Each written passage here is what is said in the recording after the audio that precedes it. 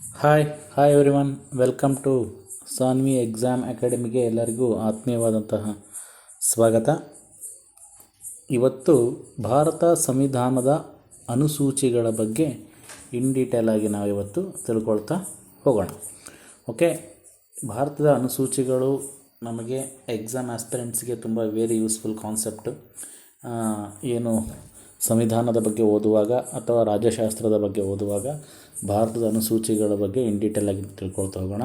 ಅದನ್ನು ನಾವು ಇವತ್ತು ಆರ್ಟಿಫಿಷಿಯಲ್ ಇಂಟೆಲಿಜೆನ್ಸಿಯಲ್ಲಿ ಅದರ ಬಗ್ಗೆ ನಾವು ಕೇಳಿದಾಗ ಅದು ತುಂಬ ಇನ್ ಡೀಟೇಲ್ ಆಗಿ ನಮಗೆ ಮಾಹಿತಿಯನ್ನು ಕೊಟ್ಟಿದೆ. ಆ ಮಾಹಿತಿ ಅನುಸಾರ ಇವತ್ತು ನಾನು ನಿಮಗೆ ಕ್ಲಾಸನ್ನು ನಾನು ಮಾಡ್ತಾ ಹೋಗ್ತೀನಿ.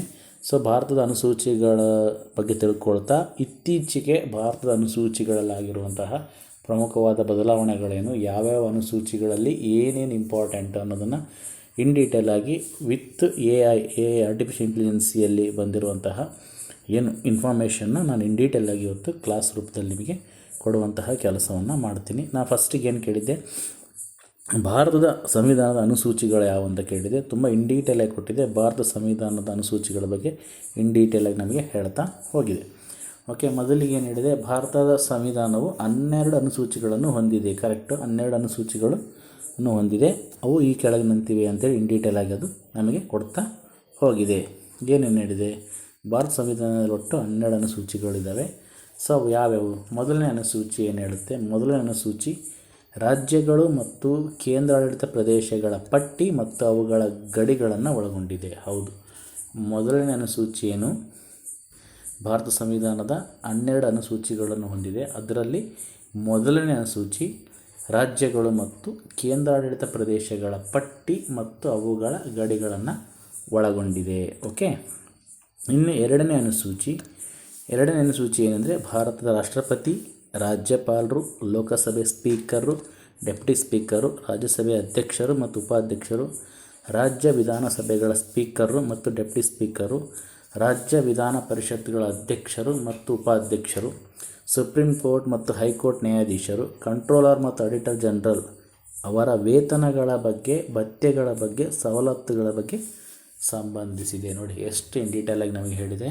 ಎರಡನೇ ಅನುಸೂಚಿ ಭಾರತದ ರಾಷ್ಟ್ರಪತಿಗಳಾಗಿರ್ಬೋದು, ರಾಜ್ಯಪಾಲರಾಗಿರ್ಬೋದು, ಲೋಕಸಭೆ ಸ್ಪೀಕರ್ ಆಗಿರ್ಬೋದು ಮತ್ತು ಡೆಪ್ಟಿ ಸ್ಪೀಕರ್ ಆಗಿರ್ಬೋದು, ಹಾಗೆಯೇ ರಾಜ್ಯಸಭೆ ಅಧ್ಯಕ್ಷರು ಮತ್ತು ಉಪಾಧ್ಯಕ್ಷರು, ರಾಜ್ಯ ವಿಧಾನಸಭೆಗಳ ಸ್ಪೀಕರು ಮತ್ತು ಡೆಪ್ಟಿ ಸ್ಪೀಕರು, ರಾಜ್ಯ ವಿಧಾನ ಪರಿಷತ್ಗಳ ಅಧ್ಯಕ್ಷರು ಮತ್ತು ಉಪಾಧ್ಯಕ್ಷರು, ಹಾಗೂ ಸುಪ್ರೀಂ ಕೋರ್ಟ್ ಮತ್ತು ಹೈಕೋರ್ಟ್ ನ್ಯಾಯಾಧೀಶರು, ಹಾಗೂ ಕಂಟ್ರೋಲ್ ಆ್ಯಂಡ್ ಆಡಿಟರ್ ಜನರಲ್ ಅವರ ವೇತನಗಳು ಮತ್ತು ಭತ್ಯೆಗಳು ಮತ್ತು ಅವರ ಸಂಬಂಧಿಸಿದ ಸವಲತ್ತುಗಳಿಗೆ ಅದು ಸಂಬಂಧಿಸಿದೆ ಅಂತೇಳಿ. ಓಕೆ, ನೆಕ್ಸ್ಟ್ ಮೂರನೇ ಅನುಸೂಚಿ ಯಾವುದಕ್ಕೆ ಸಂಬಂಧಿಸಿದೆ? ಮೂರನೇ ಅನುಸೂಚಿ ಕೇಂದ್ರ ಸಚಿವರು, ಸಂಸತ್ ಸದಸ್ಯರು, ಸುಪ್ರೀಂ ಕೋರ್ಟ್ ಮತ್ತು ಹೈಕೋರ್ಟ್ ನ್ಯಾಯಾಧೀಶರು, ಕಂಟ್ರೋಲರ್ ಮತ್ತು ಆಡಿಟರ್ ಜನರಲ್ ಅವರ ಅಧಿಕಾರ ವಹಿಸಿಕೊಳ್ಳುವಾಗ ತೆಗೆದುಕೊಳ್ಳಬೇಕಾದಂತಹ ಪ್ರಮಾಣ ವಚನ ಮತ್ತು ದೃಢೀಕರಣದ ನಮೂನೆಗಳನ್ನು ಒಳಗೊಂಡಿದೆ. ಮೂರನೇ ಅನುಸೂಚಿ ಕೇಂದ್ರ ಸಚಿವರು, ಸಂಸತ್ ಸದಸ್ಯರು, ಸುಪ್ರೀಂ ಕೋರ್ಟ್ ಮತ್ತು ಹೈಕೋರ್ಟ್ ನ್ಯಾಯಾಧೀಶರು ಮತ್ತು ಕಂಟ್ರೋಲರ್ ಮತ್ತು ಆಡಿಟರ್ ಜನರಲ್ ಅವರು ಅಧಿಕಾರ ವಹಿಸಿಕೊಳ್ಳುವಾಗ ತೆಗೆದುಕೊಳ್ಳಬೇಕಾದ ಪ್ರಮಾಣ ವಚನ ಮತ್ತು ದೃಢೀಕರಣದ ನಮೂನೆಗಳನ್ನು ಒಳಗೊಂಡಿದೆ. ಓಕೆ, ಇನ್ನು ನಾಲ್ಕನೇ ಅನುಸೂಚಿಯನ್ನು ಒಳಗೊಂಡಿದೆ. ನಾಲ್ಕನೇ ಅನುಸೂಚಿ ಈ ರಾಜ್ಯಗಳು ಮತ್ತು ಕೇಂದ್ರಾಡಳಿತ ಪ್ರದೇಶಗಳಿಂದ ರಾಜ್ಯಸಭೆಗೆ ಹಂಚಬೇಕಾದ ಸ್ಥಾನಗಳ ಸಂಖ್ಯೆಯನ್ನು ನಿರ್ಧರಿಸುತ್ತದೆ. ಅಂದರೆ ರಾಜ್ಯಗಳಾಗಿರ್ಬೋದು ಅಥವಾ ಕೇಂದ್ರಾಡಳಿತ ಪ್ರದೇಶಗಳಾಗಿರ್ಬೋದು, ಅಲ್ಲಿರುವಂತಹ ರಾಜ್ಯಸಭೆಗೆ ಅಲ್ಲಿಂದ ರಾಜ್ಯಸಭೆಗೆ ಹಂಚಬೇಕಾದ ಸ್ಥಾನಗಳ ಸಂಖ್ಯೆಯನ್ನು ನಿರ್ಧರಿಸುತ್ತದೆ ನಾಲ್ಕನೇ ಅನುಸೂಚಿ. ಓಕೆ, ಸೊ ಈ ಅನುಸೂಚಿಗಳಲ್ಲಿ ವೆರಿ ಇಂಪಾರ್ಟೆಂಟ್ ಅನುಸೂಚಿ ಇದು, ತುಂಬ ಎಕ್ಸಾಮಲ್ಲಿ ಹೇಳಿದ್ದಾನೆ. ಐದನೇ ಅನುಸೂಚಿಯನ್ನು ಒಳಗೊಂಡಿದೆ. ಅನುಸೂಚಿತ ಪ್ರದೇಶಗಳು, ನೋಡಿ, ಅನುಸೂಚಿತ ಪ್ರದೇಶಗಳು ಮತ್ತು ಅನುಸೂಚಿತ ಬುಡಕಟ್ಟುಗಳ ಆಡಳಿತ ಮತ್ತು ನಿಯಂತ್ರಣಕ್ಕೆ ಸಂಬಂಧಿಸಿದ ನಿಬಂಧನೆಗಳನ್ನು ಒಳಗೊಂಡಿದೆ. ಐದನೇ ಅನುಸೂಚಿ ಅನುಸೂಚಿತ ಪ್ರದೇಶಗಳು ಮತ್ತು ಅನುಸೂಚಿತ ಬುಡಕಟ್ಟುಗಳ ಆಡಳಿತ ಮತ್ತು ನಿಯಂತ್ರಣಕ್ಕೆ ಸಂಬಂಧಿಸಿದ ನಿಬಂಧನೆಗಳನ್ನು ಒಳಗೊಂಡಿದೆ. ಇನ್ನು ಆರನೇ ಅನುಸೂಚಿ ಅಸ್ಸಾಂ, ಮೇಘಾಲಯ, ತ್ರಿಪುರಾ ಮತ್ತು ಮಿಜೋರಾಂ ರಾಜ್ಯಗಳ ಬುಡಕಟ್ಟು ಪ್ರದೇಶಗಳ ಆಡಳಿತಕ್ಕೆ ಸಂಬಂಧಿಸಿದ ನಿಬಂಧನೆಗಳನ್ನು ಒಳಗೊಂಡಿದೆ. ಆರನೇ ಅನುಸೂಚಿ ಅಸ್ಸಾಂ, ಮೇಘಾಲಯ, ತ್ರಿಪುರಾ ಮತ್ತು ಮಿಜೋರಾಂ ರಾಜ್ಯಗಳ ಏನಿದೆ ನಾರ್ತ್ ಈಸ್ಟ್ ಅಂತ ಏನು ಕರಿತೀವಿ, ಆ ರಾಜ್ಯಗಳ ಒಂದು ಬುಡಕಟ್ಟು ಪ್ರದೇಶಗಳ ಒಂದು ಅಡ್ಮಿನಿಸ್ಟ್ರೇಟಿವ್ ಆಡಳಿತಕ್ಕೆ ಸಂಬಂಧಿಸಿದಂತಹ ನಿಬಂಧನೆಗಳನ್ನು ಒಳಗೊಂಡಿದೆ. Okay, next 7ನೇ ಅನುಸೂಚಿ. 7ನೇ ಅನುಸೂಚಿ ಏನು ಒಳಗೊಂಡಿದೆ ಅಂದರೆ ಇದು ಕೇಂದ್ರ ಸರ್ಕಾರ ಮತ್ತು ರಾಜ್ಯ ಸರ್ಕಾರ ನಡುವಿನ ಅಧಿಕಾರ ವಿಭಜನೆಯನ್ನು 3 ಪಟ್ಟಿಗಳಾಗಿ ವಿಂಗಡಿಸುತ್ತೆ. ಭಾರತ ಸಂವಿಧಾನದ 7ನೇ ಅನುಸೂಚಿ ಕೇಂದ್ರ ಸರ್ಕಾರ ಮತ್ತು ರಾಜ್ಯ ಸರ್ಕಾರಗಳ ನಡುವಿನ ಅಧಿಕಾರ ವಿಭಜನೆಯನ್ನು 3 ಪಟ್ಟಿಗಳಾಗಿ ವಿಂಗಡಿಸುತ್ತೆ. 1 ಕೇಂದ್ರ ಪಟ್ಟಿ, ಯೂನಿಯನ್ ಲಿಸ್ಟ್, 2 ರಾಜ್ಯ ಪಟ್ಟಿ, ಸ್ಟೇಟ್ ಲಿಸ್ಟ್, 3 ಸಮವರ್ತಿ ಪಟ್ಟಿ, ಕಾನ್ಕರೆಂಟ್ ಲಿಸ್ಟ್. ಓಕೆ, ಇನ್ನು 8ನೇ ಅನುಸೂಚಿ, ಇದು ಸಹ ಸಾಕಷ್ಟು ಬಾರಿ ಎಕ್ಸಾಮಲ್ಲಿ ಬರುತ್ತೆ ಈ ಅನುಸೂಚಿ ರಿಲೇಟೆಡ್ ಆಗಿ. 8ನೇ ಅನುಸೂಚಿ ಭಾರತದ ಅಧಿಕೃತ ಭಾಷೆಗಳನ್ನು ಪಟ್ಟಿ ಮಾಡುತ್ತದೆ. ಪ್ರಸ್ತುತ 22 ಭಾಷೆಗಳನ್ನು ಈ ಒಂದು ಅನುಸೂಚಿ ಒಳಗೊಂಡಿದೆ. 8ನೇ ಅನುಸೂಚಿ ಭಾರತದ ಅಧಿಕೃತ ಭಾಷೆಗಳನ್ನು ಪಟ್ಟಿ ಮಾಡುತ್ತದೆ. ಪ್ರಸ್ತುತ 22 ಭಾಷೆಗಳನ್ನು ಒಳಗೊಂಡಿದೆ. ಇನ್ನು 9ನೇ ಅನುಸೂಚಿ. 9ನೇ ಅನುಸೂಚಿ ಏನಿದೆ, ಇದು ಕೆಲವು ಕಾಯ್ದೆಗಳು ಮತ್ತು ನಿಯಮಗಳನ್ನು ಒಳಗೊಂಡಿದೆ. ಅವುಗಳನ್ನು ನ್ಯಾಯಾಂಗ ವಿಮರ್ಶೆಯಿಂದ ರಕ್ಷಿಸಲಾಗಿದೆ. ವೆರಿ ಇಂಪಾರ್ಟೆಂಟ್ ನೋಡಿ, 9ನೇ ಅನುಸೂಚಿ ಕೆಲವು ಕಾಯ್ದೆಗಳು ಮತ್ತು ನಿಯಮಗಳನ್ನು ಒಳಗೊಂಡಿದೆ. ಅವುಗಳನ್ನು ನ್ಯಾಯಾಂಗ ವಿಮರ್ಶೆಯಿಂದ ರಕ್ಷಿಸಲಾಗಿದೆ. ಇದನ್ನು 1951ರ ಮೊದಲ ತಿದ್ದುಪಡಿಯ ಮೂಲಕ ಸೇರಿಸಲಾಯಿತು. ಈ ಒಂದು ಅನುಸೂಚಿಯನ್ನು 1951ರ ಮೊದಲ ತಿದ್ದುಪಡಿಯ ಮೂಲಕ ಸೇರಿಸಲಾಯಿತು. ಇನ್ನು 10ನೇ ಅನುಸೂಚಿ. 10ನೇ ಅನುಸೂಚಿ ವೆರಿ ಇಂಪಾರ್ಟೆಂಟ್ ಅನುಸೂಚಿ. ಸಹ ಎಕ್ಸಾಮಲ್ಲಿ ಸಹ ಸಾಕಷ್ಟು ಬಾರಿ ಕೇಳಿದರೆ, ಪಕ್ಷಾಂತರದ ಆಧಾರದ ಮೇಲೆ ಸಂಸತ್ತು ಮತ್ತು ರಾಜ್ಯ ವಿಧಾನಸಭೆಗಳ ಸದಸ್ಯರ ಅನರ್ಹತೆಗೆ ಸಂಬಂಧಿಸಿದ ನಿಬಂಧನೆಗಳನ್ನು ಒಳಗೊಂಡಿದೆ. ಅಂದರೆ ಪಕ್ಷಾಂತರದ ಆಧಾರದ ಮೇಲೆ ಸಂಸತ್ ಸದಸ್ಯರಿರ್ಬೋದು ಅಥವಾ ರಾಜ್ಯ ವಿಧಾನಸಭೆಗಳ ಸದಸ್ಯರಿರ್ಬೋದು, ಅವರ ಅನರ್ಹತೆಗೆ ಸಂಬಂಧಿಸಿದ ನಿಬಂಧನೆಗಳನ್ನು, ಕಾನೂನುಗಳನ್ನು ಒಳಗೊಂಡಿದೆ. ಇದನ್ನು 1985ರ 52ನೇ ತಿದ್ದುಪಡಿಯ ಮೂಲಕ ಸೇರಿಸಲಾಯಿತು.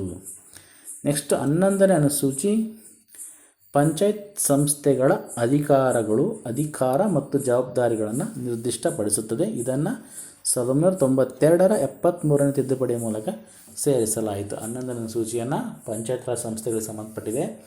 ಅವರ ಅಧಿಕಾರಗಳು ಇರ್ಬೋದು ಮತ್ತು ಅಧಿಕಾರ ಮತ್ತು ಜವಾಬ್ದಾರಿಗಳನ್ನು ಇದೇನು ಮಾಡುತ್ತೆ, ನಿರ್ದಿಷ್ಟಪಡಿಸುತ್ತೆ. ಇದನ್ನು 1992ರ 73ನೇ ತಿದ್ದುಪಡಿಯ ಮೂಲಕ ಸೇರಿಸಲಾಯಿತು. ಇನ್ನು 12ನೇ ಅನುಸೂಚಿ ಪುರಸಭೆಯ ಅಧಿಕಾರಗಳು ಅಧಿಕಾರ ಮತ್ತು ಜವಾಬ್ದಾರಿಗಳನ್ನು ನಿರ್ದಿಷ್ಟಪಡಿಸುತ್ತೆ. ಇದನ್ನು 1992ರ 74ನೇ ತಿದ್ದುಪಡಿ ಮೂಲಕ ಸೇರಿಸಲಾಯಿತು. ಒಟ್ಟು 12 ಅನುಸೂಚಿಗಳು ಭಾರತ ಸಂವಿಧಾನ ಒಳಗೊಂಡಿದೆ. ಇದನ್ನು ಇನ್ ಡೀಟೇಲ್ ಆಗಿ ನಾವು ನೋಡಿದೆವು. ಮೊದಲನೇ ಅನುಸೂಚಿ ಏನಿದೆ, 2ನೇ ಅನುಸೂಚಿ, 3ನೇ ಅನುಸೂಚಿ, 4ನೇ ಅನುಸೂಚಿ, 5ನೇ ಅನುಸೂಚಿ, ಹೀಗೆ ಒಟ್ಟು 12 ಅನುಸೂಚಿಗಳಲ್ಲಿ ಏನೇನು ವಿಷಯ ಇದೆ ಅನ್ನೋದನ್ನು ಇನ್ ಡೀಟೇಲ್ ಆಗಿ ಇವತ್ತು ನಾವು ನೋಡಿದ್ವಿ. ಓಕೆ, ಈ ಇನ್ಫಾರ್ಮೇಷನ್ ನಮಗೆ ಜೆಮಿನಿ ಏನಿದೆ ಆರ್ಟಿಫಿಷಿಯಲ್ ಇಂಟೆಲಿಜೆನ್ಸಿ ನಮಗೆ ಇನ್ ಡೀಟೇಲ್ ಆಗಿ ಕೊಟ್ಟಿದೆ. ಸೊ ಇದು ಕಾಮನ್. ನಾನು ಮತ್ತೆ ನೆಕ್ಸ್ಟ್ ಏನು ಕೇಳಿದೆ ಅಂದರೆ, ಈ ಒಂದು ಆ್ಯಪ್ ಎ ಟೂಲ್ನ ಈ ಒಂದು ಅನುಸೂಚಿಗಳಲ್ಲಿ ಇತ್ತೀಚೆಗೆ ಏನಾದರೂ ಬದಲಾವಣೆಗಳಾಗಿದ್ದಾವೆ ಅಂತ ನಾನು ಕೇಳಿದೆ. ಸೊ ಅದು ನಮಗೆ ಆನ್ಸರ್ ಕೊಡುತ್ತೆ. ಏನಂತ ಕೊಡ್ತು, ಭಾರತ ಸಂವಿಧಾನದ ಅನುಸೂಚಿಗಳು ಇತ್ತೀಚೆಗೆ ಪ್ರಮುಖವಾದ ಬದಲಾವಣೆಗಳು. ಯಾಕಂದರೆ ನಾವು ಏನೇ ಎಕ್ಸಾಮ್ ಆಸ್ಪಿರೆಂಟ್ಸ್ ಓದ್ತೀವಿ ಅಂದರೆ ಒಂದು ಟಾಪಿಕ್ಕಿಗೆ ನಾವು ಕರೆಂಟ್ ಅಫೇರ್ಸ್ಗಳನ್ನು ಮ್ಯಾಚ್ ಮಾಡ್ಕೊಂಡು ಹೋಗಬೇಕಾಗುತ್ತೆ. ಸೊ ಹಾಗಾಗಿ ವೆರಿ ಇಂಪಾರ್ಟೆಂಟ್ ಆಗುತ್ತೆ. ಸೊ ನಾವು ಅನುಸೂಚಿಗಳ ಬಗ್ಗೆ ಓದುವಾಗ ಇತ್ತೀಚಿನ ಅನುಸೂಚಿಗಳಲ್ಲಿ ಬದಲಾವಣೆಗಳಾಗಿದ್ದಾವೆ ಅಥವಾ ಅನುಸೂಚಿಗಳ ಏನಾದರೂ ಹೊಸದಾಗಿ ಸೇರಿಸಿದಾರಾ ಅಥವಾ ಇನ್ನೇನಾದರೂ ಬದಲಾವಣೆಗಳಾಗಿದೆ ಅನ್ನೋದನ್ನು ನಾವು ತಿಳ್ಕೊಬೇಕಾಗುತ್ತೆ. ಸೊ ಅದೇ ಕ್ವಶನ್ ನಾನು ಏನು ಮಾಡಿದೆ, ಜೆಮಿನಿಗೆ ಕೇಳಿದೆ. ಸೊ ಹೇಳ್ತದ್ದು ಏನೇನು ಹೇಳಿದೆ ನೋಡೋಣ. ಭಾರತ ಸಂವಿಧಾನದ ಅನುಸೂಚಿಗಳಲ್ಲಿ ಇತ್ತೀಚಿನ ವರ್ಷಗಳಲ್ಲಿ ಯಾವುದೇ ಪ್ರಮುಖವಾದ ಬದಲಾವಣೆಗಳು ಆಗಿಲ್ಲ.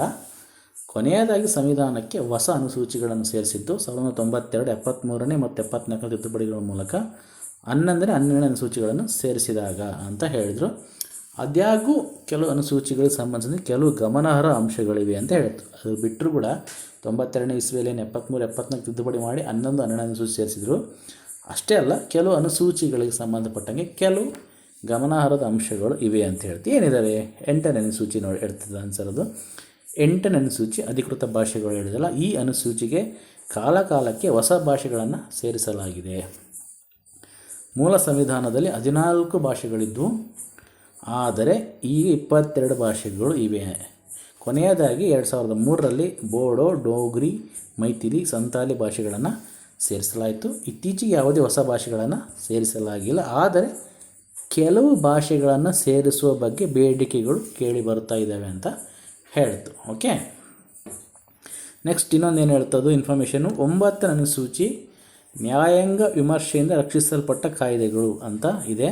ಸೊ ಈ ಅನುಸೂಚಿಗೆ ಅನೇಕ ಕಾಯ್ದೆಗಳನ್ನು ಈಗ ಸೇರಿಸಲಾಗಿದೆ. 9ನೇ ಅನುಸೂಚಿಗೆ ಈಗ ಅನೇಕ ಕಾಯ್ದೆಗಳನ್ನು ಸೇರಿಸಲಾಗಿದೆ. ಈ ಅನುಸೂಚಿಯಲ್ಲಿರುವ ಕಾಯ್ದೆಗಳನ್ನು ನ್ಯಾಯಾಲಯದಲ್ಲಿ ಪ್ರಶ್ನಿಸುವಂತಿಲ್ಲ ಎಂಬುದು ಇದರ ಹಿಂದಿನ ಉದ್ದೇಶವಾಗಿತ್ತು.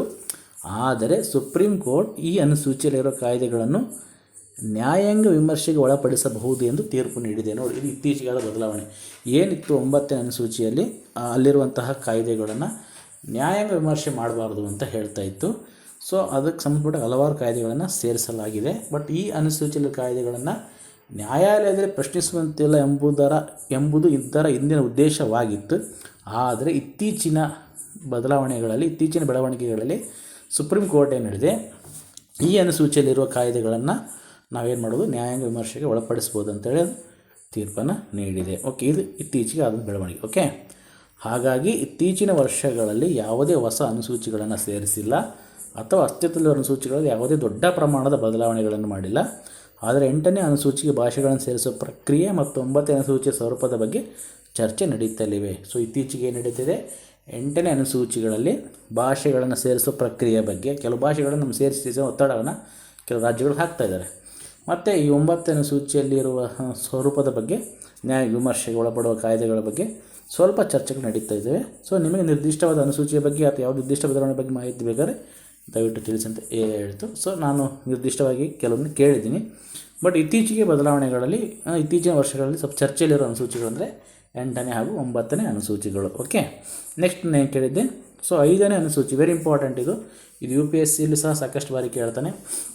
ಹಾಗೆಯೇ ಹಲವಾರು ದೊಡ್ಡ ಮೇನ್ ಎಕ್ಸಾಮ್ಗಳಲ್ಲಿ 5ನೇ ಅನುಸೂಚಿ ಬಗ್ಗೆ ಸಾಕಷ್ಟು ಇನ್ ಡೀಟೇಲ್ ಕ್ವಶನ್ಸ್ಗಳನ್ನು ಕೇಳ್ತಾ ಇರ್ತಾನೆ.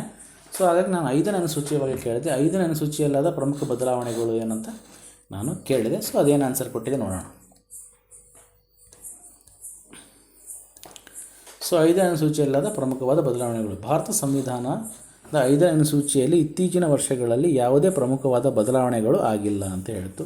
ಖಂಡಿತ ಭಾರತ ಸಂವಿಧಾನದ 5ನೇ ಅನುಸೂಚಿಯಲ್ಲಿ ಇತ್ತೀಚಿನ ವರ್ಷಗಳಲ್ಲಿ ಯಾವುದೇ ಪ್ರಮುಖವಾದ ಬದಲಾವಣೆಗಳಾಗಿಲ್ಲ. 5ನೇ ಅನುಸೂಚಿಯು ಅನುಸೂಚಿತ ಪ್ರದೇಶಗಳು ಮತ್ತು ಅನುಸೂಚಿತ ಬುಡಕಟ್ಟುಗಳ ಆಡಳಿತ ಮತ್ತು ನಿಯಂತ್ರಣಕ್ಕೆ ಸಂಬಂಧಿಸಿದ ನಿಬಂಧನೆಗಳನ್ನು ಒಳಗೊಂಡಿದೆ. ಇದನ್ನು ಸಂವಿಧಾನ ಜಾರಿಗೆ ಬಂದಾಗಿನಿಂದಲೂ ಮೂಲ ಸ್ವರೂಪದಲ್ಲಿಯೇ ಉಳಿಸಿಕೊಳ್ಳಲಾಗಿದೆ. ಯಾವುದೇ ಕಾರಣಕ್ಕೆ ಇದನ್ನು ಚೇಂಜ್ ಮಾಡಿಲ್ಲ ಅಂತ ಹೇಳ್ತು.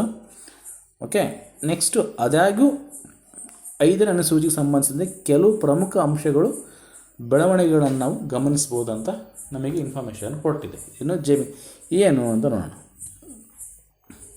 ಏನು ರಾಜ್ಯಗಳ ರಚನೆ ಮತ್ತು ಮರುಸಂಘಟನೆ. ಕಾಲಕಾಲಕ್ಕೆ ಈ ರಾಜ್ಯಗಳ ಗಡಿಗಳನ್ನು ಮರುನಿರ್ಣಯಿಸಿದಾಗ ಕೆಲವು ಹೊಸ ಪ್ರದೇಶಗಳನ್ನು ಅನುಸೂಚಿತ ಪ್ರದೇಶಗಳೆಂದು ಘೋಷಿಸಲಾಗಿದೆ. ಜೊತೆಗೆ ಅಥವಾ ಅಸ್ತಿತ್ವದಲ್ಲಿರುವ ಅನುಸೂಚಿತ ಪ್ರದೇಶಗಳ ವ್ಯಾಪ್ತಿಯನ್ನು ಬದಲಾಯಿಸಲಾಗಿದೆ. ಆದರೆ ಇದು ಅನುಸೂಚಿಯ ಮೂಲ ಪಠ್ಯದಲ್ಲಿನ ಬದಲಾವಣೆ ಅಲ್ಲ ಅಂತ ನಾವು ತಿಳ್ಕೊಬೇಕಾಗುತ್ತೆ. ನೆಕ್ಸ್ಟು ಕಾನೂನುಗಳು ಮತ್ತು ನಿಯಮಗಳು. 5ನೇ ಅನುಸೂಚಿ ಅಡಿಯಲ್ಲಿ ಈ ರಾಜ್ಯಪಾಲರು ಅನುಸೂಚಿತ ಪ್ರದೇಶಗಳಲ್ಲಿನ ಶಾಂತಿ ಮತ್ತು ಉತ್ತಮ ಆಡಳಿತಕ್ಕಾಗಿ ನಿಯಮಗಳನ್ನು ರೂಪಿಸುವ ಅಧಿಕಾರವನ್ನು ಹೊಂದಿದ್ದಾರೆ. ವೆರಿ ಇಂಪಾರ್ಟೆಂಟ್ ನೋಡಿ. 5ನೇ ಅನುಸೂಚಿ ಅಡಿಯಲ್ಲಿ ರಾಜ್ಯಪಾಲರು ಈ ಅನುಸೂಚಿತ ಪ್ರದೇಶಗಳಲ್ಲಿನ ಶಾಂತಿ ಮತ್ತು ಉತ್ತಮ ಆಡಳಿತಕ್ಕಾಗಿ ನಿಯಮಗಳನ್ನು ರೂಪಿಸುವ ಅಧಿಕಾರವನ್ನು ಹೊಂದಿದ್ದಾರೆ. ಈ ನಿಯಮಗಳು ಕಾಲಕಾಲಕ್ಕೆ ಬದಲಾಗ್ತಿರ್ತವೆ. ಆದರೆ ಇದು ಅನುಸೂಚಿಯ ರಚನೆಯಲ್ಲಿನ ಬದಲಾವಣೆಯಲ್ಲ. ನೋಡಿ, ವೆರಿ ಇಂಪಾರ್ಟೆಂಟ್. ನೆಕ್ಸ್ಟು ನ್ಯಾಯಾಂಗದ ತೀರ್ಪುಗಳು. 5ನೇ ಅನುಸೂಚಿಗೆ ಸಂಬಂಧಿಸಿದಂತೆ ಸುಪ್ರೀಂ ಕೋರ್ಟ್ ಮತ್ತು ಹೈಕೋರ್ಟ್ಗಳು ಕೆಲವು ಮಹತ್ವತರವಾದ ತೀರ್ಪುಗಳನ್ನು ನೀಡಿವೆ.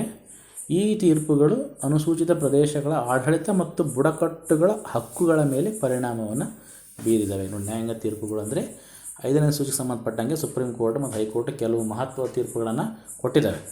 ಸೊ ಈ ತೀರ್ಪುಗಳು ಏನಾಗಿದೆ, ಅನುಸೂಚಿತ ಪ್ರದೇಶಗಳ ಒಂದು ಆಡಳಿತ ಮತ್ತು ಬುಡಕಟ್ಟುಗಳ ಹಕ್ಕುಗಳ ಮೇಲೆ ಒಂದು ಗುರುತರವಾದ ಪರಿಣಾಮವನ್ನು ಬೀರಿ. ಉದಾಹರಣೆಗೆ ಸಮತಾ ತೀರ್ಪು, ಸಮದ ಜಡ್ಜ್ಮೆಂಟು ಅನುಸೂಚಿತ ಪ್ರದೇಶಗಳಲ್ಲಿ ಗಣಿಗಾರಿಕೆ ಮತ್ತು ಖನಿಜಗಳ ಗುತ್ತಿಗೆಗೆ ಸಂಬಂಧಿಸಿದಂತೆ ಮಹತ್ವದ ಮಾರ್ಗಸೂಚಿಗಳನ್ನು ನೀಡಿದೆ. ಆದಾಗ್ಯೂ ಈ ಅನುಸೂಚಿಯ ಪಠ್ಯದಲ್ಲಿನ ಬದಲಾವಣೆಗಳಾಗಿಲ್ಲ. ವೆರಿ ಇಂಪಾರ್ಟೆಂಟ್ ನೋಡಿ. ಸಮತಾ ತೀರ್ಪು, ಸಮತಾ ಜಡ್ಜ್ಮೆಂಟ್ ಇಸ್ ರಿಲೇಟೆಡ್ ಟು ಗಣಿಗಾರಿಕೆ ಮತ್ತು ಖನಿಜಗಳ ಗುತ್ತಿಗೆಗೆ ಸಂಬಂಧಪಟ್ಟಿದೆ. ಇದು ಅನುಸೂಚಿತ ಪ್ರದೇಶಗಳಲ್ಲಿ. Very important, exam related notes ಮಾಡ್ಕೊಳ್ಳಿ. ನೆಕ್ಸ್ಟು ಬೇಡಿಕೆಗಳು. 5ನೇ ಅನುಸೂಚಿಯನ್ನು ಹೆಚ್ಚು ಪರಿಣಾಮಕಾರಿಯಾಗಿ ಜಾರಿಗೊಳಿಸಬೇಕು ಮತ್ತು ಬುಡಕಟ್ಟುಗಳ ಹಕ್ಕುಗಳನ್ನು ರಕ್ಷಿಸಬೇಕು ಎಂಬ ಬೇಡಿಕೆಗಳು ವಿವಿಧ ಬುಡಕಟ್ಟು ಸಂಘಟನೆಗಳು ಮತ್ತು ಕಾರ್ಯಕರ್ತರಿಂದ ಈಗ ಕೇಳಿ ಬರ್ತಾ ಇದ್ದಾವೆ. ಸೊ ಒಟ್ಟಾಗಿ ಸಾರಾಂಶವಾಗಿ ಹೇಳೋದಾದರೆ, ಕನ್ಕ್ಲೂಷನಾಗಿ ಹೇಳಿದರೆ 5ನೇ ಅನುಸೂಚಿಯ ಮೂಲ ಪಠ್ಯದಲ್ಲಿ ಇತ್ತೀಚಿನ ವರ್ಷಗಳಲ್ಲಿ ಯಾವುದೇ ಪ್ರಮುಖವಾದ ಸಾಂವಿಧಾನಿಕ ತಿದ್ದುಪಡಿಗಳಾಗಿಲ್ಲ. ಆದರೆ ರಾಜ್ಯಗಳ ಮರುಸಂಘಟನೆ, ರಾಜ್ಯಪಾಲರ ನಿಯಮಗಳು ಮತ್ತು ನ್ಯಾಯಾಂಗ ತೀರ್ಪುಗಳ ಮೂಲಕ ಈ ಅನುಸೂಚಿಯ ವ್ಯಾಪ್ತಿ ಮತ್ತು ಅನ್ವಯದಲ್ಲಿ ಬದಲಾವಣೆಗಳು ಆಗ್ತಾ ಇರ್ತವೆ. ಓಕೆ, ಇಷ್ಟು ಇದರ ಬಗ್ಗೆ ಇನ್ ಡೀಟೇಲು. ನಿಮಗೇನು ಎಕ್ಸ್ಟ್ರಾ ಬೇಕಂದರೆ ಕೇಳಿ ಅಂತ ಹೇಳಿದೆ. ಓಕೆ, ಮತ್ತು ನೆಕ್ಸ್ಟ್ ನಾನೇನು ಕೇಳಿದ್ದೆ ಅಂದರೆ 5ನೇ ಅನುಸೂಚಿಯಲ್ಲಿ ಬರುವ ಪರಿಶಿಷ್ಟ ಪ್ರದೇಶಗಳ ಸಮಗ್ರವಾದ ವಿವರಣೆಯನ್ನು ನನಗೆ ಕೊಡು ಅಂತ ಕೇಳಿದ್ದೆ ಜೆಮಿನಿಯನ್ನು. ಸೊ ಅದು ಇನ್ ಡೀಟೇಲಾಗಿ ನಮಗೆ ಮತ್ತೆ 5ನೇ ಅನುಸೂಚಿಯಲ್ಲಿ ಬರುವಂಥ ಪರಿಶಿಷ್ಟ ಪ್ರದೇಶಗಳ ಸಮಗ್ರವಾದ ವಿವರಣೆಯನ್ನು ನಮಗೆ ಕೊಟ್ಟಿದ್ದೆ. ಪರಿಶಿಷ್ಟ ಪ್ರದೇಶಗಳಂದರೆ ಏನು ಅಂತೆಲ್ಲ ಡೀಟೇಲಾಗಿ ಕೊಟ್ಟಿದೆ, ನೋಡೋಣ. ಭಾರತ ಸಂವಿಧಾನದ 5ನೇ ಅನುಸೂಚಿಯ ಪರಿಶಿಷ್ಟ ಪ್ರದೇಶಗಳನ್ನು ಶೆಡ್ಯೂಲ್ಡ್ ಏರಿಯಾಸ್ ಅಂತ ಹೇಳುತ್ತೆ. ಅದನ್ನು ಈ ಕೆಳಗಿನಂತೆ ವಿವರಿಸ್ತಾ ಹೋಗ್ತೀನಿ ನೋಡಿ. ಪರಿಶಿಷ್ಟ ಪ್ರದೇಶವೆಂದರೇನು, ವೆರಿ ಇಂಪಾರ್ಟೆಂಟು. ಪರಿಶಿಷ್ಟ ಪ್ರದೇಶ ಅಂದ್ರೇನು? ಓಕೆ, ಯಾವುದೇ ರಾಜ್ಯದಲ್ಲಿ ರಾಷ್ಟ್ರಪತಿಗಳ ಆದೇಶದ ಮೂಲಕ, ನೋಡಿ, ಯಾವುದೇ ರಾಜ್ಯದಲ್ಲಿ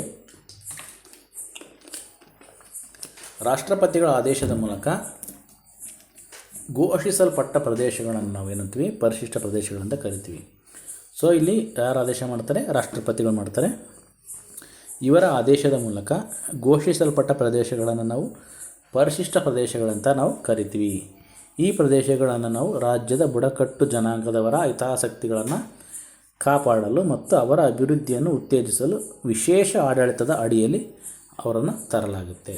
5ನೇ ಅನುಸೂಚಿಯು ಎಸ್ಪೆಷಲಿ ನಾರ್ತ್ ಈಸ್ಟ್ ಸ್ಟೇಟ್ಗಳೇ ಅಸ್ಸಾಮು, ಮೇಘಾಲಯ, ತ್ರಿಪುರ, ಮಿಜೋರಾಂ ರಾಜ್ಯಗಳನ್ನು ಹೊರತುಪಡಿಸಿ ಅವನ್ನಲ್ಲದೆ ಉಳಿದ ರಾಜ್ಯಗಳಲ್ಲಿನ ಪರಿಶಿಷ್ಟ ಪ್ರದೇಶಗಳಿಗೆ ಸಹ ಇದು ಅನ್ವಯಿಸುತ್ತೆ. ಓಕೆ, ಏನಂತ ಹೇಳ್ತಾರೆ? 5ನೇ ಅನುಸೂಚಿಯು ಅಸ್ಸಾಂ, ಮೇಘಾಲಯ, ತ್ರಿಪುರ ಮತ್ತು ಮಿಜೋರಾಂ ರಾಜ್ಯಗಳನ್ನು ಹೊರತುಪಡಿಸಿ ಉಳಿದ ರಾಜ್ಯಗಳಲ್ಲಿನ ಪರಿಶಿಷ್ಟ ಪ್ರದೇಶಗಳಿಗೆ ಇದು ಅನ್ವಯಿಸುತ್ತೆ. ಈ 4 ರಾಜ್ಯಗಳಿಗೆ 6ನೇ ಅನುಸೂಚಿಯಲ್ಲಿ ವಿಶೇಷ ನಿಬಂಧನೆಗಳನ್ನು ಆಲ್ರೆಡಿ ನೀಡಿದ್ದಾರೆ. ಸೊ 5ನೇ ಅನುಸೂಚಿ ಏನು ಹೇಳುತ್ತೆ? ಸೊ ಇವನ್ನ ಬಿಟ್ಬಿಟ್ಟು ಬೇರೆ ರಾಜ್ಯಗಳಿಗೆ ಸಹ ಪರಿಶಿಷ್ಟ ಪ್ರದೇಶಗಳಿಗೆ ಇದು ಅನ್ವಯಿಸುತ್ತೆ ಅಂತ ಹೇಳುತ್ತೆ. ಪರಿಶಿಷ್ಟ ಪ್ರದೇಶಗಳನ್ನು ಘೋಷಿಸುವಾಗ ಇರುವಂತಹ ಮಾನದಂಡಗಳು ಏನು ಅಂತ ನಾವು ನೋಡೋದಾದರೆ, ಯಾವುದೇ ಪ್ರದೇಶವನ್ನು ಪರಿಶಿಷ್ಟ ಪ್ರದೇಶ, ಒಂದು ಶೆಡ್ಯೂಲ್ ಏರಿಯಾ ಅಂತ ಘೋಷಿಸಲು ಒಂದು ಪ್ರಮುಖವಾದ ಮಾನದಂಡಗಳನ್ನು ಪರಿಗಣಿಸಲಾಗುತ್ತೆ. ಯಾವಂತ ನೋಡೋಣ.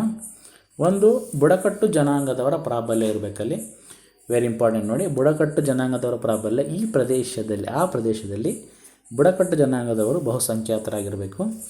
ಭೌಗೋಳಿಕ ಪ್ರತ್ಯೇಕತೆ, ಆ ಪ್ರದೇಶವು ಭೌಗೋಳಿಕವಾಗಿ ಪ್ರತ್ಯೇಕವಾಗಿರಬೇಕು. ಆರ್ಥಿಕ ಹಿಂದುಳಿದಿರುವಿಕೆ ಆಗಿರಬೇಕು, ಆ ಪ್ರದೇಶವು ಆರ್ಥಿಕವಾಗಿ ಹಿಂದುಳಿದಿರಬೇಕು. ಒಂದು ವಿಶಿಷ್ಟವಾದ ಸಂಸ್ಕೃತಿಯನ್ನು ಒಳಗೊಂಡಿರಬೇಕು. ಆ ಪ್ರದೇಶದ ಬುಡಕಟ್ಟು ಜನಾಂಗದವರು ತಮ್ಮದೇ ವಿಶಿಷ್ಟ ಸಂಸ್ಕೃತಿ ಮತ್ತು ಸಂಪ್ರದಾಯಗಳನ್ನು ಹೊಂದಿರಬೇಕು. ಈ ಎಲ್ಲ ಮಾನದಂಡಗಳು ಒಂದು ಪ್ರದೇಶವನ್ನು ನಾವು ಪರಿಶಿಷ್ಟ ಪ್ರದೇಶವನ್ನು ಘೋಷಣೆ ಮಾಡಲಿಕ್ಕೆ ಇರಬೇಕಾಗುತ್ತೆ. ಇನ್ನು ರಾಜ್ಯ ಸರ್ಕಾರವು ಈ ಮಾನದಂಡಗಳ ಆಧಾರದ ಮೇಲೆ ಯಾವುದೇ ಪ್ರದೇಶವನ್ನು ಪರಿಶಿಷ್ಟ ಪ್ರದೇಶವೆಂದು ಘೋಷಿಸಲು ಕೇಂದ್ರ ಸರ್ಕಾರಕ್ಕೆ ಶಿಫಾರಸನ್ನು ಮಾಡ್ಬೋದು. ಅಂತಿಮವಾಗಿ ರಾಷ್ಟ್ರಪತಿಗಳ ಆದೇಶದ ಮೂಲಕ ಈ ಪ್ರದೇಶವನ್ನು ನಾವು ಏನು ಮಾಡ್ತೀವಿ? ಪರಿಶಿಷ್ಟ ಪ್ರದೇಶವೆಂದು ಘೋಷಣೆ ಮಾಡ್ತೀವಿ. ರಾಜ್ಯ ಸರ್ಕಾರ ಈ ಮಾನದಂಡಗಳ ಆಧಾರದ ಮೇಲೆ ಅಲ್ಲಿರುವಂಥ ರಾಜ್ಯದಲ್ಲಿರುವಂಥ ಯಾವುದೇ ಪ್ರದೇಶವನ್ನು ಈ ಎಲ್ಲ ಮಾನದಂಡಗಳ ಆಧಾರದ ಮೇಲೆ ಪರಿಶಿಷ್ಟ ಪ್ರದೇಶವಂತೇಳಿ ಘೋಷಣೆ ಮಾಡಲು ಕೇಂದ್ರ ಸರ್ಕಾರಕ್ಕೆ ಶಿಫಾರಸು ಮಾಡ್ಬೋದು. ಫೈನಲ್ ಆಗಿ ರಾಷ್ಟ್ರಪತಿಗಳು ಏನು ಮಾಡ್ತಾರೆ? ಒಂದು ಆದೇಶ ಮಾಡೋದ್ರ ಮೂಲಕ ಆ ಪ್ರದೇಶವನ್ನು ಪರಿಶಿಷ್ಟ ಪ್ರದೇಶ ಅಂತೇಳಿ ಘೋಷಣೆ ಮಾಡ್ತಾರೆ. ಇನ್ನು ಪರಿಶಿಷ್ಟ ಪ್ರದೇಶದ ಆಡಳಿತ. ಪರಿಶಿಷ್ಟ ಪ್ರದೇಶದ ಆಡಳಿತ ಹೇಗಿರುತ್ತೆ? ಈ ಪರಿಶಿಷ್ಟ ಪ್ರದೇಶಗಳ ಆಡಳಿತವು ಕೆಲವು ಅಂಶಗಳನ್ನು ಒಳಗೊಂಡಿರುತ್ತೆ. ಪ್ರಮುಖವಾಗಿ ಆ ಪ್ರದೇಶಗಳ ರಾಜ್ಯಪಾಲರ ಪಾತ್ರ ಇರುತ್ತೆ. ರಾಜ್ಯಪಾಲರು ತಮ್ಮ ರಾಜ್ಯದ ಪರಿಶಿಷ್ಟ ಪ್ರದೇಶಗಳ ಆಡಳಿತದ ಬಗ್ಗೆ ಅವರು ಯಾವಾಗಲೂ ರಾಷ್ಟ್ರಪತಿಗಳ ವರದಿಯನ್ನು ಸಲ್ಲಿಸಲೇಬೇಕು. ಪರಿಶಿಷ್ಟ ಪ್ರದೇಶಗಳಲ್ಲಿ ಜಾರಿಯಲ್ಲಿರುವ ಯಾವುದೇ ರಾಜ್ಯದ ಕಾನೂನು ಅಥವಾ ಕೇಂದ್ರದ ಕಾನೂನು ಅವು ಬುಡಕಟ್ಟು ಜನಾಂಗದವರ ಹಿತಾಸಕ್ತಿಗಳ ಧಕ್ಕೆ ತರುವಂತಿದ್ದರೆ ರಾಜ್ಯಪಾಲರು ಅಂತಹ ಕಾನೂನುಗಳನ್ನು ಅನ್ವಯಿಸದಿರಲು ಅಥವಾ ನಿರ್ದಿಷ್ಟ ಮಾರ್ಪಾಡುಗಳೊಂದಿಗೆ ಅನ್ವಯಿಸಲು ನಿರ್ದೇಶಿಸಬಹುದು. ನೋಡಿ, ವೆರಿ ಇಂಪಾರ್ಟೆಂಟ್ ಟಾಪಿಕ್ ಆಗುತ್ತೆ. ಏನು ರಾಜ್ಯಪಾಲರಿದ್ದಾರಲ್ಲ, ಸೊ ಆ ಒಂದು ಪ್ರದೇಶಗಳ ಬಗ್ಗೆ, ಆ ಪ್ರದೇಶದ ಆಡಳಿತ ಬಗ್ಗೆ ರಾಷ್ಟ್ರಪತಿ ವರದಿಯನ್ನು ಸಲ್ಲಿಸಲೇಬೇಕು. ಒಂದು ವೇಳೆ ನಾವು ರಾಜ್ಯದ ಕಾನೂನುಗಳು ಅಥವಾ ಕೇಂದ್ರದ ಕಾನೂನುಗಳು ಏನಾದರೂ ಇದ್ದರೆ ಆ ಅಲ್ಲಿರುವಂತಹ ಬುಡಕಟ್ಟು ಜನಾಂಗದ ಹಿತಾಸಕ್ತಿಗೆ ಧಕ್ಕೆ ತರುವಂತಿದ್ದರೆ ಅವನ್ನ ಅನ್ವಯಿಸ್ಬೋದು ಅಥವಾ ಅನ್ವಯಿಸದೇ ಇರ್ಬೋದು, ಅಥವಾ ಅದರಲ್ಲಿ ಕೆಲವು ಚೇಂಜಸ್ ಮಾಡಿಕೊಂಡು ಅದನ್ನ ಅನ್ವಯಿಸಲು ಡೈರೆಕ್ಷನ್ನ ರಾಜ್ಯಪಾಲರು ನೀಡ್ಬೋದು. ಓಕೆ, ಇದು ಕೆಲವು ಇಂಪಾರ್ಟೆಂಟ್ ಏನಂತಾರಲ್ಲ ಅಂಶಗಳು ಪರಿಶಿಷ್ಟ ಪ್ರದೇಶ ಆಡಳಿತ ಸಂಬಂಧಪಟ್ಟಂಗೆ. ಓಕೆ, ನೆಕ್ಸ್ಟು ಬುಡಕಟ್ಟು ಸಲಹಾ ಮಂಡಳಿ, tribes advisory council, TAC. Last time UPSCಲಿ ಕೇಳಿದ್ದೆ ಇದನ್ನು. ಬುಡಕಟ್ಟು ಸಲಹಾ ಮಂಡಳಿ ಪ್ರತಿ ರಾಜ್ಯವು ಏನು ಪರಿಶಿಷ್ಟ ಪ್ರದೇಶಗಳನ್ನು ಒಳಗೊಂಡಿರುತ್ತಲ್ಲ, ಆ ರಾಜ್ಯವು ಪರಿಶಿಷ್ಟ ಪ್ರದೇಶಗಳನ್ನು ಹೊಂದಿದ್ದರೆ ಅಲ್ಲಿ ಬುಡಕಟ್ಟು ಸಲಹಾ ಮಂಡಳಿ ರಚಿಸುವುದು ಕಡ್ಡಾಯವಾಗಿದೆ. ನೋಡಿ, ಯಾವ ರಾಜ್ಯದಲ್ಲಿ ಶೆಡ್ಯೂಲ್ ಏರಿಯಾಸ್ ಇರುತ್ತವೆ ಆ ರಾಜ್ಯವು ಕಂಪಲ್ಸರಿಯಾಗಿ ಟ್ರೈಬ್ಸ್ ಅಡ್ವೈಸರಿ ಕೌನ್ಸಿಲನ್ನು ರಚಿಸಲೇಬೇಕು ಅಥವಾ ಬುಡಕಟ್ಟು ಸಲಹಾ ಮಂಡಳಿನ ರಚಿಸುವುದು ಕಡ್ಡಾಯವಾಗಿದೆ. ಈ ಮಂಡಳಿ ಬುಡಕಟ್ಟು ಜನಾಂಗದವರ ಕಲ್ಯಾಣ ಮತ್ತು ಪ್ರಗತಿಗೆ ಸಂಬಂಧಪಟ್ಟಂಗೆ ವಿಷಯಗಳ ಬಗ್ಗೆ ರಾಜ್ಯ ಸರ್ಕಾರಕ್ಕೆ ಏನು ಮಾಡುತ್ತೆ, ಸಲಹೆಯನ್ನು ನೀಡುತ್ತೆ. ಮಂಡಳಿ ಸದಸ್ಯರು ಹೆಚ್ಚಾಗಿ ಆ ಪ್ರದೇಶ ಬುಡಕಟ್ಟು ಜನಾಂಗದವರೇ ಆಗಿರಬೇಕು. ಓಕೆ, ಸೊ ಆ ಮಂಡಳಿ ಮೆಂಬರ್ಸು ಅಥವಾ ಪ್ರೆಸಿಡೆಂಟು ಆ ಬುಡಕಟ್ಟು ಪ್ರದೇಶದ ಜನಾಂಗದವರೇ ಆಗಿರಬೇಕಂತ ಹೇಳುತ್ತೆ. ಇನ್ನು ಕೇಂದ್ರ ಸರ್ಕಾರ ನಿರ್ದೇಶನ. ಸೊ ಏನು ಡೈರೆಕ್ಷನ್ ಅಂದರೆ, ಕೇಂದ್ರ ಸರ್ಕಾರವು ಪರಿಶಿಷ್ಟ ಪ್ರದೇಶಗಳ ಆಡಳಿತಕ್ಕೆ ಸಂಬಂಧಿಸಿದಂತೆ ರಾಜ್ಯ ಸರ್ಕಾರಕ್ಕೆ ನಿರ್ದೇಶನ ನೀಡಬಹುದು, ಡೈರೆಕ್ಷನ್ ಕೊಡ್ಬೋದು. ನೆಕ್ಸ್ಟ್, ಪರಿಶಿಷ್ಟ ಪ್ರದೇಶಗಳಲ್ಲಿನ ಕಾನೂನುಗಳು ಅನ್ವಯ ಏನು? ಸಾಮಾನ್ಯವಾಗಿ ರಾಜ್ಯದ ಕಾನೂನುಗಳು ಪರಿಶಿಷ್ಟ ಪ್ರದೇಶಗಳಿಗೂ ಸಹ ಅನ್ವಯಿಸ್ತವೆ. ಆದರೆ ರಾಜ್ಯಪಾಲ ನಿರ್ದಿಷ್ಟವಾದ ಒಂದು ನೋಟಿಫಿಕೇಷನ್ ಅಧಿಸೂಚನೆಯ ಮೂಲಕ ಯಾವುದೇ ರಾಜ್ಯದ ಕಾನೂನು ಅಥವಾ ಕೇಂದ್ರದ ಕಾನೂನನ್ನು ಪರಿಶಿಷ್ಟ ಪ್ರದೇಶಕ್ಕೆ ಅನ್ವಯಿಸಿದಿರಲು ಅಥವಾ ಕೆಲವು ಮಾರ್ಪಾಡುಗಳೊಂದಿಗೆ ಅನ್ವಯಿಸಲು ಅವರು ನಿರ್ದೇಶಿಸಬಹುದು. ಈ ಅಧಿಕಾರವನ್ನು ಬುಡಕಟ್ಟು ಜನಾಂಗದವರ ಸಾಮಾಜಿಕ, ಆರ್ಥಿಕ ಮತ್ತು ಸಾಂಸ್ಕೃತಿಕ ಹಿತಾಸಕ್ತಿ ರಕ್ಷಿಸಲು ನೀಡಲಾಗಿದೆ ಅಂತ ನಾವು ಹೇಳ್ಬೋದು. ಇನ್ನು ಪರಿಶಿಷ್ಟ ಪ್ರದೇಶಗಳ ಉದ್ದೇಶಗಳು ಏನಪ್ಪ ಅಂತ ನೋಡೋಣ. ಪರಿಶಿಷ್ಟ ಪ್ರದೇಶಗಳನ್ನು ರಚಿಸುವ ಮುಖ್ಯ ಉದ್ದೇಶಗಳು ಈ ಕೆಳಗಿನಂತಿರುತ್ತವೆ. ಒಂದು, ಬುಡಕಟ್ಟು ಜನಾಂಗದವರ ಸಾಂಸ್ಕೃತಿಕ ಅನನ್ಯತೆಯನ್ನು ಕಾಪಾಡೋದು, ಅವರ ಭೂಮಿ ಮತ್ತು ಇತರ ಸಂಪನ್ಮೂಲವನ್ನು ರಕ್ಷಿಸುವುದು, ಶೋಷಣೆಯಿಂದ ಅವರನ್ನು ರಕ್ಷಿಸುವುದು, ಅವರ ಸಾಮಾಜಿಕ ಮತ್ತು ಆರ್ಥಿಕ ಅಭಿವೃದ್ಧಿಯನ್ನು ಉತ್ತೇಜಿಸುವುದು, ಅವರ ಸ್ವಯಂ ಆಡಳಿತವನ್ನು ಖಚಿತಪಡಿಸುವುದು. ಓಕೆ, ಪ್ರಸ್ತುತ ಭಾರತದಲ್ಲಿನ ಪರಿಶಿಷ್ಟ ಪ್ರದೇಶಗಳು ಯಾವಂತ ನೋಡೋಣ. ಭಾರತದ ಹಲವಾರು ರಾಜ್ಯಗಳಲ್ಲಿ 5ನೇ ಅನುಸೂಚಿ ಅಡಿಯಲ್ಲಿ ಬರುವ ಪರಿಶಿಷ್ಟ ಪ್ರದೇಶಗಳಿವೆ. ಅವುಗಳಲ್ಲಿ ಪ್ರಮುಖವಾದವುಗಳೆಂದರೆ ಆಂಧ್ರ ಪ್ರದೇಶ, ತೆಲಂಗಾಣ, ಛತ್ತೀಸ್ಗಢ, ಗುಜರಾತ್, ಹಿಮಾಚಲ ಪ್ರದೇಶ, ಜಾರ್ಖಂಡ್, ಮಧ್ಯಪ್ರದೇಶ. ಭಾರತದ ಹಲವಾರು ರಾಜ್ಯಗಳಲ್ಲಿ 5ನೇ ಅನುಸೂಚಿ ಅಡಿಯಲ್ಲಿ ಬರುವಂಥ ಪರಿಶಿಷ್ಟ ಪ್ರದೇಶಗಳು ನಾವು ಯಾವ ಅಂದರೆ, ಸೊ ಅದರಲ್ಲಿ ಪ್ರಮುಖವಾದ ರಾಜ್ಯಗಳು ಆಂಧ್ರ ಪ್ರದೇಶ, ತೆಲಂಗಾಣ, ಛತ್ತೀಸ್ಗಢ, ಗುಜರಾತ್, ಹಿಮಾಚಲ ಪ್ರದೇಶ, ಜಾರ್ಖಂಡ್ ಮತ್ತು ಮಧ್ಯಪ್ರದೇಶ, ಜೊತೆಗೆ ಮಹಾರಾಷ್ಟ್ರ, ಒರಿಸ್ಸಾ ಮತ್ತು ರಾಜಸ್ಥಾನ್.